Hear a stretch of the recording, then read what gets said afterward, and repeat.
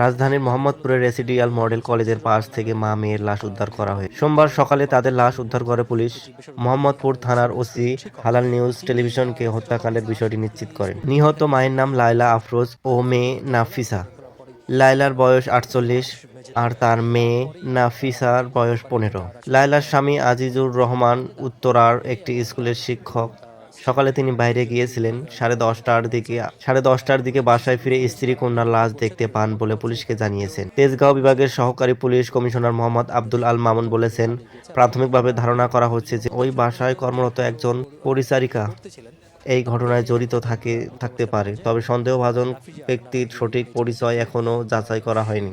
ঘটনার পরই মোহাম্মদপুর থানা এবং তেজগাঁও বিভাগের পুলিশ কর্মকর্তা ঘটনাস্থলে এসে তদন্ত কাজ শুরু করেছেন। পুলিশ জানিয়েছে, সম্ভবত হত্যাকাণ্ডের উদ্দেশ্য ও কারণ জানতে তারা স্থানীয় এলাকায় জরিপ করেছে। সেই সাথে বাসার ভেতরে ও বাইরে স্থাপিত ক্যামেরার ফুটেজ পরীক্ষা করা হচ্ছে। মোহাম্মদ মারুফ সরকার, আলাল নিউজ টিভি, মোহাম্মদপুর, ঢাকা।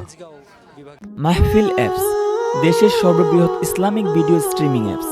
হালালভাবে সকল ইসলামিক ভিডিও দেখতে এখনই ইনস্টল করুন।